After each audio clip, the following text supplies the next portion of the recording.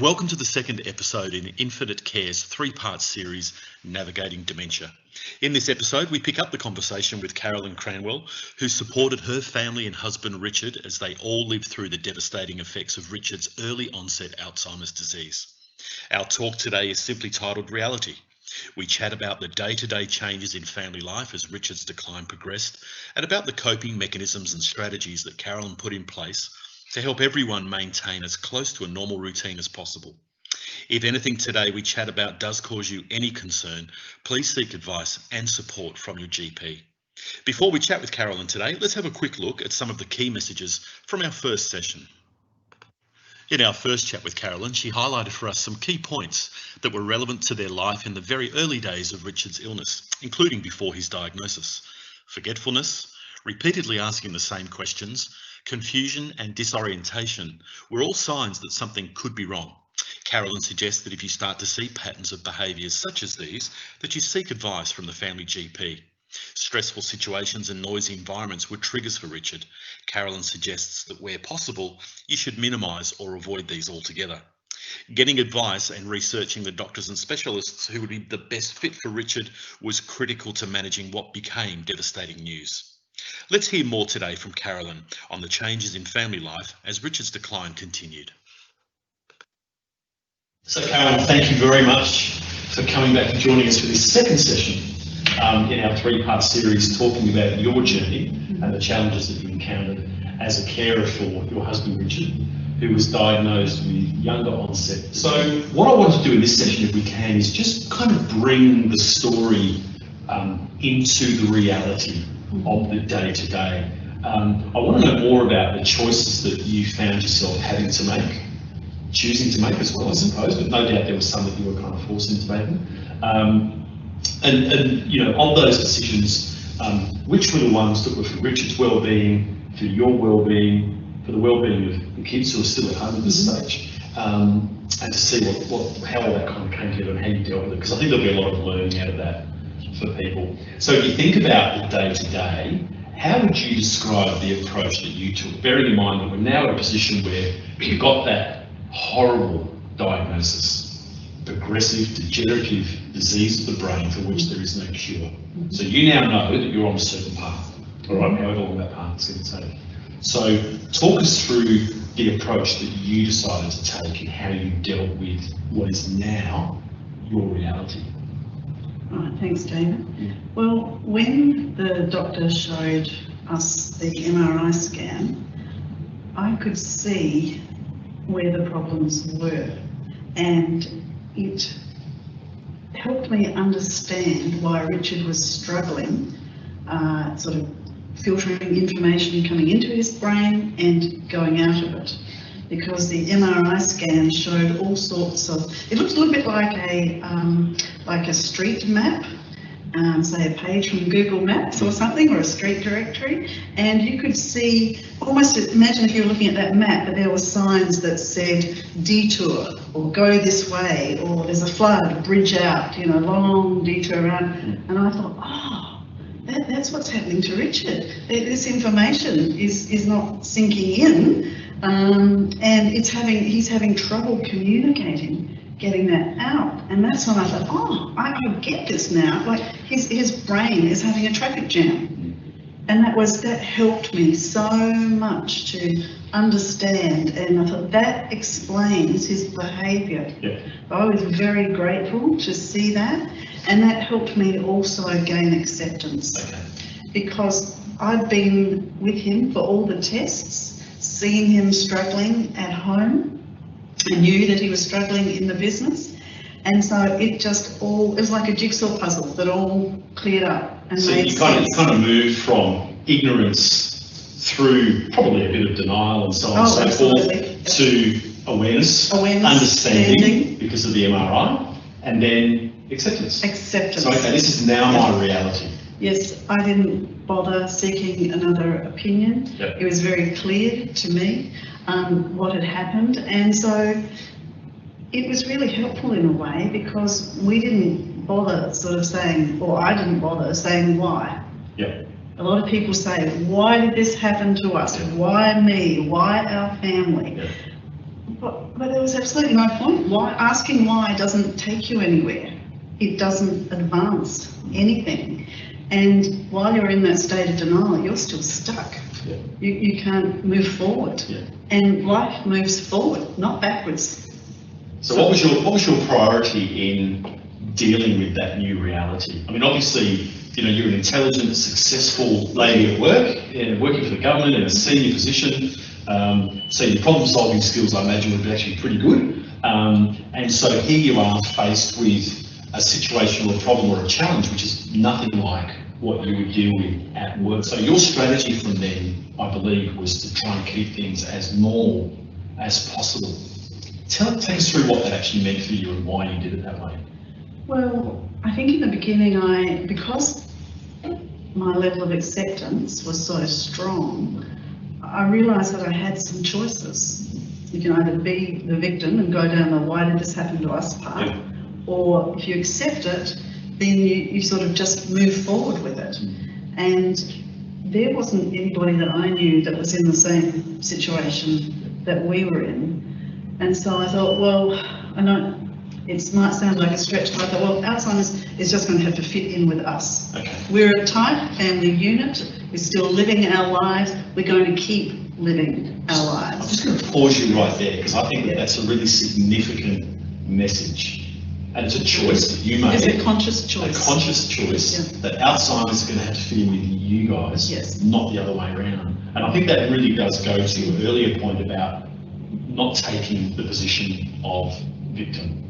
Because obviously you've got to get some control around. You can't control the actual disease itself, but you can control what's happening to you as a family unit. Yes. And the conversations that you and I have had really were around how you channeled your energy into maintaining that normality. And I think by that what we were talking about was the routines and things that the family had been used to over a long period of time. So part of that, of course, was a decision that you made not to stop working, but to actually just keep working all the way through. Did Richard keep working as well? He did for quite some time. And, we still lived our normal family life. Some people might see that we were in denial, but we were living it. I knew that at some stage there would be a switch. Yeah. Like we made Alzheimer's fit in with us, but Yeah. I knew that at some stage there would be a switch where things would not be as easy to be as normal as possible. Yeah. But I did make conscious choices to keep working, to support the family, and to have some routine. And Richard also was very aware at the time that, he felt like he had put this responsibility on the family and on me. Yeah. So the more normal that I could be, Yeah.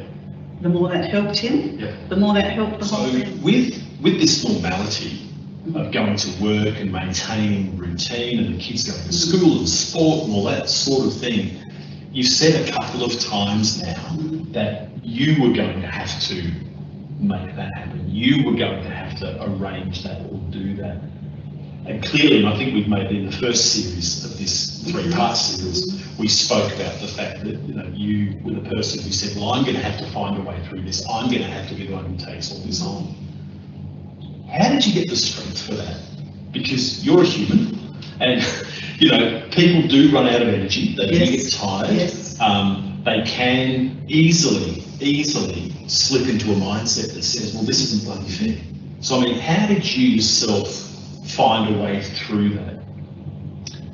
I just had to step up. I just realised that to keep the family together, to preserve our family life, which is one of my greatest fears, that it could damage, the family relationships. And so I just did it automatically, almost. But the thing was, I knew that Richard would have done it for me. Oh, that's lovely. Yeah, okay. And that leads me to a point. Richard's awareness at this point around that, and I don't want to use the word sacrifice, but it's probably an obvious one, that you were making in terms of giving more and more and more of yourself. Do you think he was aware of that at the time? I think he was, but I think he was so scared and concerned himself that it may have been consuming, but I understood that. Yeah, and I guess to an extent, the kids also had to give a bit more of themselves as well, because they had to be, as time went on, they would have had to have been more understanding, more tolerant, forgiving, for want of a better word. Where were they getting their strength? Because they're at school, they're growing up, they're teenagers, they've got a lot going on anyway. And then you've got all of these other things at home as well. How are they coping with it? Well, I know that they struggled at times. We all did, to be honest. All of us. I had lots of times when I soaked my pillow at night and was, stressed out and worried. But we just carried on, and tomorrow is another day. Was it a brave face? Oh, yes. Was it? I was. So was it a bit? Academy Award-winning role. Academy Award-winning role. So was it? I mean, a brave face can be a sign of strength, or of course, for some people, it can be a sign of cracking, for want of a better word. I mean, for you, putting on that brave face all the time to the outside world, was that tiring itself? Yes, at times it was emotionally draining, but in a surprising way, it actually lifted me. Okay, tell us how. Because, well, I'd go to work every day like I normally do. I'd wear my suit, put my makeup on, I'd do my hair, I'd go and talk to other people, I'd have to react with them and get along. And so, yes, I was sort of acting to a certain extent. I was playing a part, but it also was lifting me. Because you can't be sad all the time, otherwise you'll get nowhere. Yeah, exactly. Well, what about the financial stuff? Because I think that we get so focused on the practical aspects of the needs of the person with dementia and the things around the home to avoid. We're going to get some stories about little incidents that happened in the home when Richard was there by himself. But is it the case that we focus so much on the practical things and that emotional stuff that there's a risk that we might abandon somehow the financial considerations as well? Because I know you've told me that commonly when faced with the sort of news that you as a family receive, that people quite often, their first reaction is, okay, great, I'll fix this, I'll quit my job and I'll become a carer 24 hours a day for this person. Talk to me about that. Well, that definitely wasn't my choice, because I realised, I thought this will put the family under even greater stress. And what some people may not realise, I mean, there were some very well-meaning people that told me that I should pull the children out of the schools that they went to, and I thought, I'm not going to do that, because their lives had already been tipped upside down enough. Why would I destable them like that, stabilise them? And that we should sell our house. And I thought, well, now, hang on, Richard's going to know that the reason why we're selling the house and why the children are at new schools, and they may not be happy at their new schools because it takes them away from their friends and their familiar surroundings and everything, the same as it would for Richard. And that would have put a greater burden on him, because he still had awareness at that stage. And we've spoken in the previous session about stress being a trigger for people with dementia. So avoiding stressful situations, and you just pointed out some of the big ones. So changing house, changing or quitting work or your job, changing schools. I mean, they're three massive changes in any family's life. Absolutely. And I think that the message that you're giving us, if I'm hearing it correctly, is that if you can avoid such significant changes, do so. If you can get some sort of support for the person with dementia, if you're both working so that one of you can still keep working, because what commonly happens is that you've got sort of expenses going up and income going down, which of course will create friction in any family or couple. And you can't do the same sort of things that you did socially before. It restricts all your options. And I think it would have been the worst thing that we possibly could have done to have gone down that path. Because once you go down that path, you're starting on a spiral. You're reducing income, selling your house, moving to another location. And at the stage that we were getting to in our lives, because Richard was 10 years older than me, there didn't appear to be too many opportunities where we could make up those Understand. financial setbacks. Understand, yeah. Was there, I mean, through all of that, because again, you know, we talk about the practical and the emotional, and now we're talking about the financial. I mean, finances in any household, between any couple or between an individual and their partner or their friends or their family, it's a sensitive area. It really is. Was there ever a time, because you guys, we've already said in the first session, you guys were leading a pretty good suburban life. You had a nice house in a suburb, and kids were at school, and life was good. So presumably you had little things. We talked about the opportunity for the overseas trip before, so that tells me that, you know, things were okay for you guys. So with all of that then, and as you say, you know, the bills coming up and the income coming down, with Richard kind of winding back his work, there would have been lifestyle choices or changes that came your way as a family because of the availability of money and the like. Was there ever a time when, you know, that particular aspect of the consequences of Richard's disease impacted you negatively? Or was there ever a time where you got cross or cranky or jealous or upset or anything like that? I was terrified. Yeah. What were the consequences that you saw that were terrifying you? Well, because the way the doctor had explained it to me, we didn't actually have a clear prognosis, so that I knew that our finances were going to have to stretch for a very long time. Okay. Yeah. And that was the correct advice, actually. Yeah. It really It was. was about 18 years, and kind of from when things first started to go a bit At home, at before home the diagnosis. and yeah. till the end of this Yes. particular journey, Yes. that was about 18 years, Yes. which is an extraordinarily long time. Yes. That's a big chunk of someone's life. Yes, and there's lots of expenses during that time, you know, with children as orthodontist and, as you say, sport and all those sorts of activities. Yeah.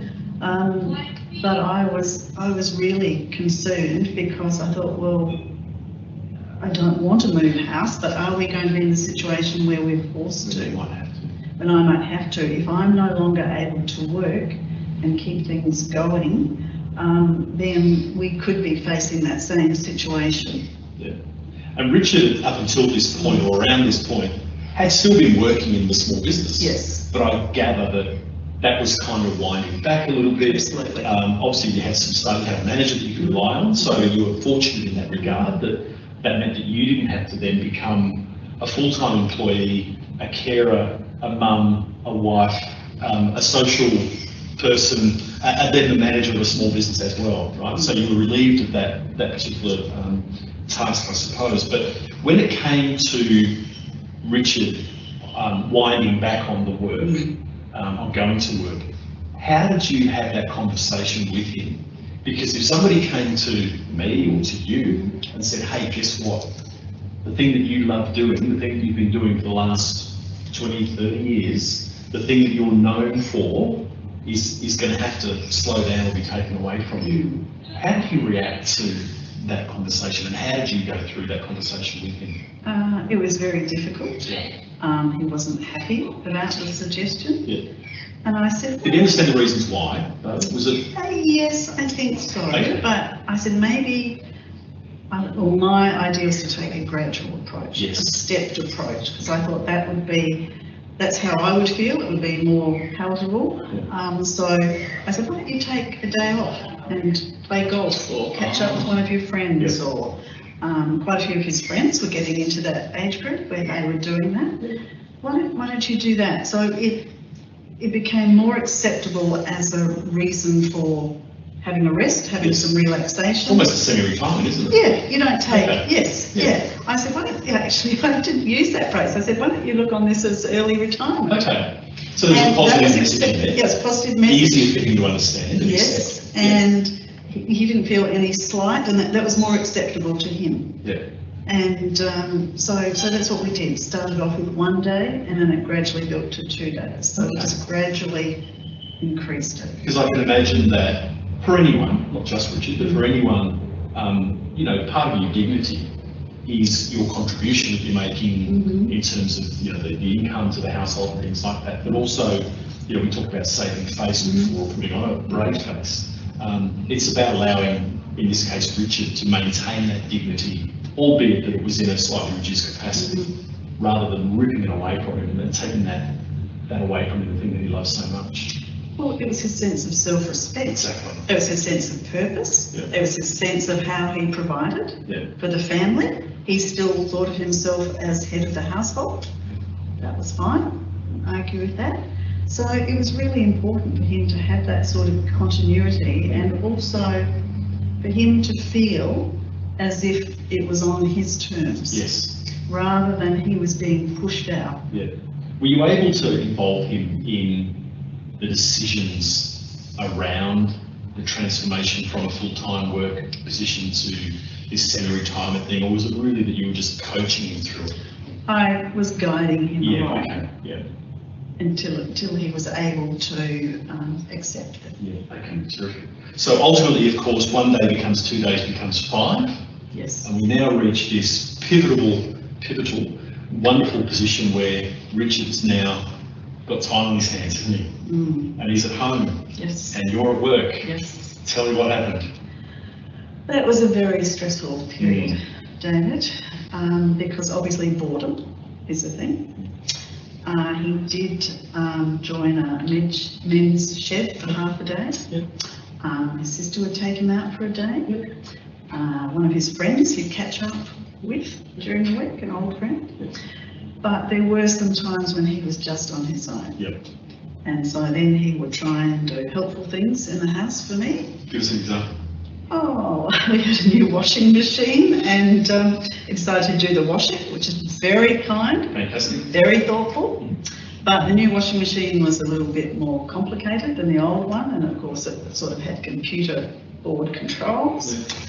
And so, yes, all the washing came out shrunk and very pink. Another thing happened with the dishwasher. That was a bit confusing too, all the panels and everything. So he really struggled with that. So then, you know, had to get the dishwasher repairman out. Yep. So any household item that needed to be operated, he struggled with. Yes. And by that stage, he wasn't driving anymore. Okay. So, but he still felt when he started to get bored, you know, I want to go down to the business. Yes. Fair enough. Yeah. So then he decides, I'll catch the bus down. Okay. Got himself to the bus stop. Fine, that's all good. Got himself down to West Lakes where our business was. Yeah. Fantastic. Yeah. I thought, wow, that's amazing. That's fantastic. He was happy, he was thrilled, he had a sense of confidence. I could see that it sort of lifted him up. Yeah. And so that worked fine for a while. He would go down and visit, but he wasn't sort of really actively running the business. Yes. Yeah, I understand. But it was all good. That's a big step. It's a big step. Yeah. But then after a few months, one day he caught the bus into the city, and he got off in the city and became lost. Straight into that stressful environment that we've already Absolutely, discussed. because what I found out later was that when it had been working so well, by sheer coincidence, he'd been catching an express bus that didn't stop. Wow. Okay. That took him straight to the shopping centre. I didn't know that. So he got off on North Terrace in the middle of the city of Adelaide, which he knew very well, and wandered around, and by sheer coincidence he bumped into the partner of one of our senior staff in the business. And this gentleman had been a carer himself, and so he worked out what was going on, and he just gently took Richard to the right bus, and he got down to the business. The real tipping point for us, and I thought, we can't go on like this. He's been lucky, so lucky, twice, but third time, no. So I went back to the specialist and spoke to her, and she said, I think you need to find alternative arrangements, and it's not going to be easy. So she warned me, and it wasn't easy. Then she looked at me, and you know, she was like, she's saying, I can guarantee that you're going to die before he does if you keep this up. Wow. I thought she was joking. Honestly, I was waiting for the punchline. I thought, this is looking at it, come on, Julie, why don't you? And she said, look, she said, I can't do anything about saving Richard. He's not my patient. He has a terminal illness. Yeah. I can't save his life. She said, but I can save yours. Yeah. And she said, I'm going to write you a, certificate. Yeah. And she said, I don't want you to go back to work until we have been able to place Richard in care. Do you mean into permanent care? Yes. Okay, because at that point, or up until that point, for a period of time, he was in a day centre. So Yes. day respite. Yes. And as you said, he was occupied and he was seeing friends and things like that. What did the day respite mean for you as this primary carer person and also for the family? What did that actually bring to you guys? Oh, it saved our lives. Right, it's a big statement. Big statement, but so true. Yeah. Because I knew then that he was safe. Yes. He was being well looked after, there were lovely staff there, Yeah. there was lots of activities, so there was no frustration. He was very well fed. Yes. It was a warm, friendly environment, and it brought us back onto a sort of even keel as a family. You said that the day respite saved your lives. And that came after quite a long time of Richard being at home. We've spoken about We that. were in limbo for a A bit of limbo there. I mean, with hindsight, would you have or should you have considered the day respite earlier? Or did it come at the right time? Or I think that's a really good question, Dave. Yeah. Thank you for asking that. Yeah. I wasn't aware that it existed. wow, okay, Because at that stage, I was only interacting with the doctors. yes, And so it wasn't until we got Richard into the respite system that I learnt a bit more about aged care. But it wasn't easy to find because the doctor gave me a brochure with a 1-800 number on it for a Commonwealth Government department. And because I worked in state government, I was used to dealing with government departments. understand. But even then, it was very difficult. Everyone wanted to help, but because of his age, everything was geared up for people that are over 65. Exactly. And so it got to the last call of the day. I just about lost my voice by then. I was hoarse. And I struck a really nice lady who was really helpful and she really wanted to help me. And she said, look, she said, I know you're not ready for this yet. She said, but would you like me to send you a brochure about aged care facilities? And I just thought, and I just paused and I thought, you're right, I'm not ready for it. But what was it like to hear that? For you to think of your husband going to an the word itself, aged care facility. It was a struggle. Or nursing home. And so there was just silence on the end of the phone, and she was lovely, this lady. She was really patient with me because she could see that I was struggling. Yeah. And I said, all right, thank you. Why don't you send it to me? Because what occurred to me at that moment was I thought, I'd actually like a souvenir to prove to myself today that I tried. Yeah. No, I understand. Yeah. Yep. Okay. I didn't get anywhere, so I thought, but I did it. But you did it. And that's that, again, that comes back to that conviction that you had to find a way through. They were your words. That it was all going to come onto you to solve. So you had that conviction that it was your responsibility, it was your aim, your goal. And again, and I still to this day, you and I have had these conversations a couple of times now, I have no idea where you got the strength. But you did, and you delivered. Well, I didn't, like I said, I didn't go to counselling on a regular basis. Maybe I should have, I don't really know. So I'm not trying to talk anyone out of going, it's whatever works for you. What did the day respite mean for you and the kids? Like at a really practical level. So Richard's now occupied. Yes. Yep. And I think at one point, was he going on Saturday? He did eventually start today, opened up Saturday mornings. Okay, so all of a sudden you've got your Saturday morning back, which for most families is, okay, quick, we've got to get ready, we've got netball, we've got soccer, you've got to get a haircut, so did that then give you back some time to be able to do those things as well? A little. Yeah. It gave me a few hours to do shopping and things like that. Yeah.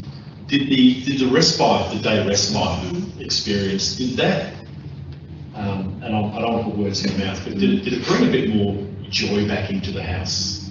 Oh, absolutely. You know, because you could be a bit more frivolous with your time, or you could maybe enjoy those things that you hadn't been able to for a while, or... It gave me a huge sense of relief to know that he was well cared for, he was happy, he wasn't frustrated, he was occupied, he came home in a good frame of mind, and so it really did. I don't know what we would have done without it, to be honest. It really did save our lives, I think, as a family, and it enabled Richard to stay home longer, keep the family unit together, but it also was a very good sort of segue or transgression into permanent residential care, which I knew that was the path that we were on. There was no avoiding it. Really, giving so much of themselves all the time, it's very, very easy to very quickly get on a path that doesn't see you having any outlets or enjoyment or replenishment or nourishment. Over a period of time then, the GP decided that it was time to broach the subject of permanent care for Richard. And it was around the same time, I think, that the nursing home manager had suggested that you two should have a conversation as well.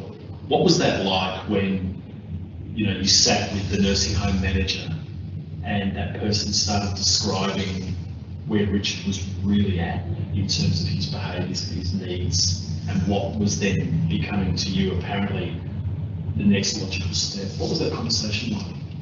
Difficult, to be honest, for me. Confronting. But because we had become familiar with the nursing centre because of the respite centre, it wasn't like I was talking to a stranger. And I was talking to someone who had Richard's best interests at heart. And she was aware of how he was coping at the respite centre and how his behaviour had changed progressively over time. So they were able to monitor that as well. But it's still, I mean, a lot of people I know struggle to put their parents into care. But to put your partner in, that takes it to another level. And as you say, he didn't look like anything was wrong with him. Still. Carolyn shared many things with us today, including the simple message that an ability to move forward regardless of the personal energy and emotional cost is critical to managing daily life. Following a visit to the doctor to discuss an MRI, it helped Carolyn and others better understand what was going on for Richard if they imagined Richard's brain as having a massive traffic jam, where all the messages and pathways were getting confused or simply going nowhere at all. This was part of the process of becoming aware and then accepting the condition, both of which are critical to that powerful message of moving forward. Rather than immediately change everything at home, Carolyn decided to keep things as normal as possible for as long as possible. This included resisting the urge to stop working, change schools, or move house. If someone with dementia reaches the stage of needing to stop work, try a gradual approach. Reduce the number of days at work and substitute these with social activities. Preserving the dementia sufferer's dignity, self-respect and sense of purpose should be a high priority. Maintaining those regular visits to the GP as the carer again provided useful guidance in how to deal with the necessary lifestyle changes. Day respite was critical in providing support to the family. In Carolyn's own words, it saved our lives. Thanks for spending time with us again. We hope that you found value in listening to more of Carolyn's story. Join us next week for our final chat with Carolyn, in which we broach the topics of grief and growth. For those of you who submitted questions for Carolyn, we will reply to you via email on Carolyn's behalf in the coming week. If you'd like to know more about Carolyn Richard's story, visit her website, www.navigatingalzheimers.com, where you can purchase her book. If you'd like more information on respite or permanent care, or some assistance in finding information relevant to dementia, please visit the Infinite Care website.